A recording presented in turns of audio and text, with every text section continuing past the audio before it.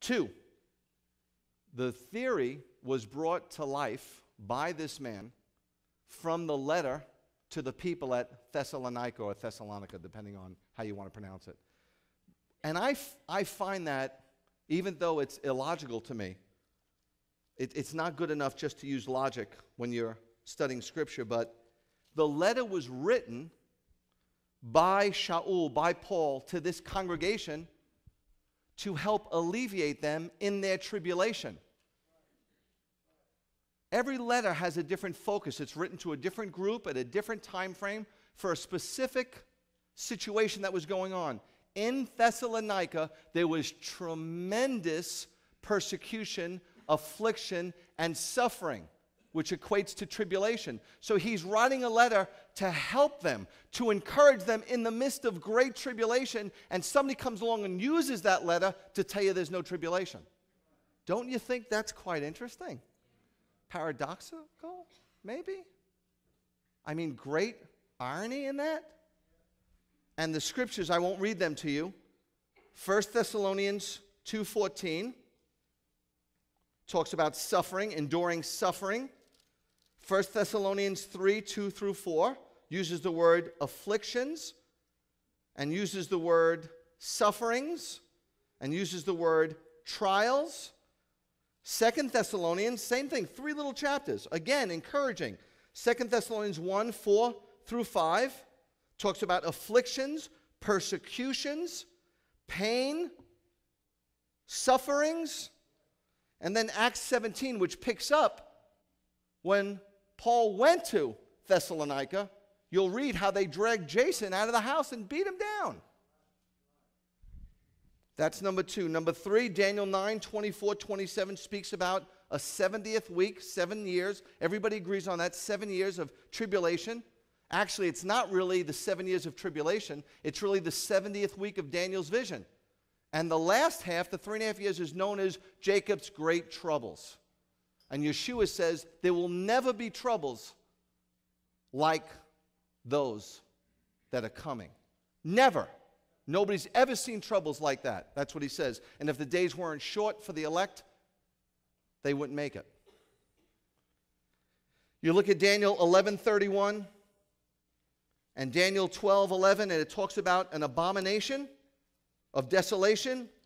11:31 reads, "Forces from him will arise, desecrate the sanctuary fortress," so we know it has to be rebuilt, "and do away with the regular sacrifice." They'll be sacrificing again. "And they will set up the abomination of desolation."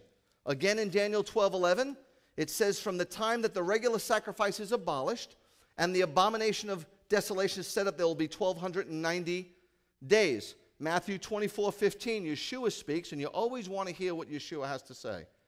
All important. Always include him in the mix. He says, "Therefore, when you see the abomination of desolation, which was spoken of through Daniel the prophet." I just read to you what Daniel the prophet had to say about that. "Standing in the holy place," and you see that again in Mark 13:14. The abomination of desolation, people have talked about it. Abomination, shechutz, in Hebrew means something absolutely detestable, an idol, something of the utmost filth to God. Desolation, shomem, to be appalled, shocking. Now it says in Daniel 9:24 that Messiah the Prince, big P, that's Yeshua, and Daniel 9:26, the people of the Prince, little p, that this is going to happen. This abomination is going to be erected in the middle of the week. I already told you last week that those weeks are years. We know that. So it has to happen at the 3.5-year point. And just about everybody agrees on that. There's going to be some abomination of desolation. Now, personally, there's going to be some idol, because that's what an abomination means. It's an idol erected.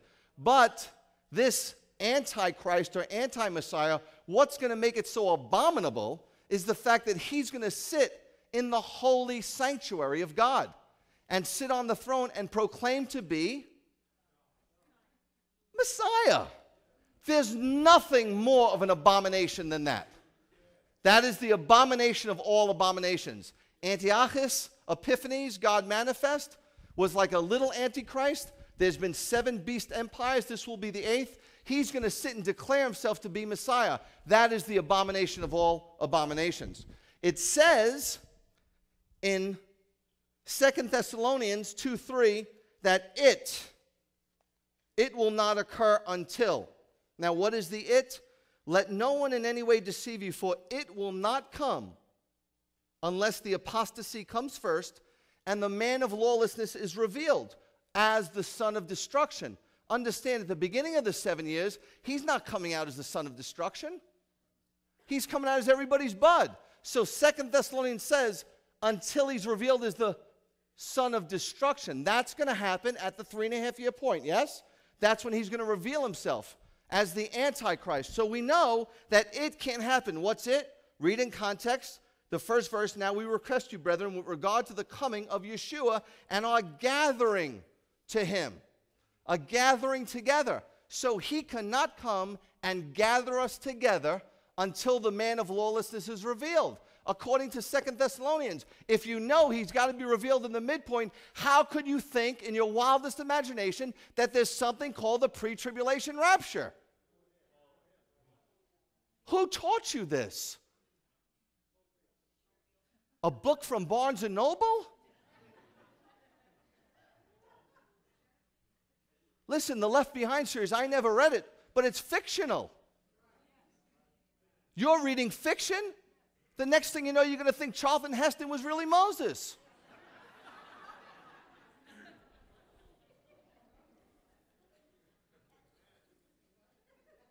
The man of lawlessness has to be revealed.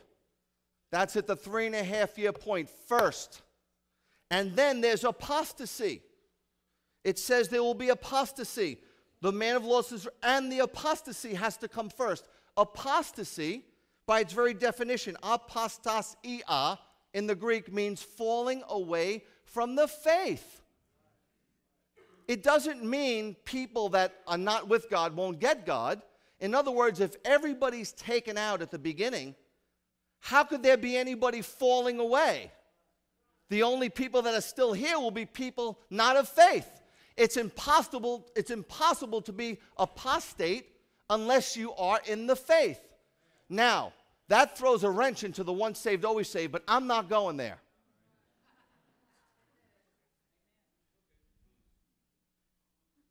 And if you love God, what are you afraid of losing your salvation? How dare you? So tell me what it's like. Well, I'll hold on to the cross like this, and I'll hold on to the world, and I'll be stretched, and I'll see how much of both I can get and still get there. Guys, if that's your attitude, you've missed the whole deal.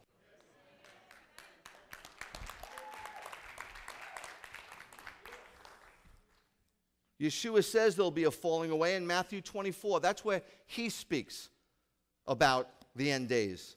He says in verse 10, at that time many will fall away. He's speaking to the church, not non-believers. Many will fall away and betray one another and hate one another. Because lawlessness is increased, most people's love will grow cold. That's what he's saying. So, based on the things I just mentioned, to me, it's just makes no sense at all. Last but not least, in 1 Thessalonians 1:10, it says, when he comes to be glorified in his saints on that day, and to be marveled at among all who believed, for our testimony of you who believed, and to wait for his Son from heaven, whom he raised from the dead, that is Yeshua, who rescues us from the wrath to come. Now that's the scripture that everybody uses, and they go, we're going to be rescued from the wrath. Yes, I agree. Wait, you're confusing me. You're confused because you don't know the difference between tribulation and wrath. They're two totally different words. Tribulation is used 16 times. Wrath is used 280 times. Never are they to be used interchangeably, and they're never, ever used in the same sentence. Well, we never looked up the word. Well, that's your problem. You listen to some guy say, well, we win at the end, and you all laughed and went home and watched football. That's what you want from Revelation? We win at the end? That's what Yeshua spent 97 verses out of his mouth so you could just say that? Well, I think you're going to have to revise some of your travel plans, though. And you don't want to be the one whose heart waxes cold because it didn't come out the way Tim LaHaye said.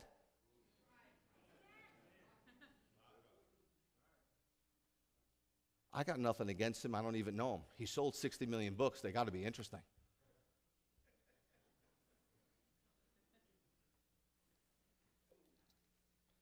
Affliction, Matthew 24:9.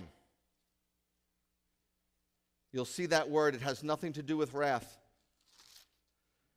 Yeshua says, then they will deliver you to tribulation. He's talking to the church. I mean, is this complicated? He's not talking to the world here. He's talking to you and me.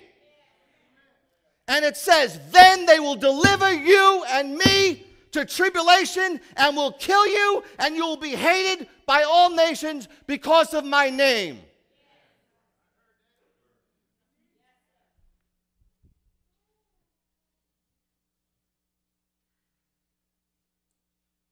Again in verse 21, for then there will be a great tribulation, such as has not occurred since the beginning of the world until now, nor ever will. Unless those days had been cut short, no life would have been saved, but for the sake of the elect. Who are the elect? The Jews, the unsaved Jews are the elect? No. Many are called, few are chosen. Electos means chosen. You're chosen, and I'm chosen.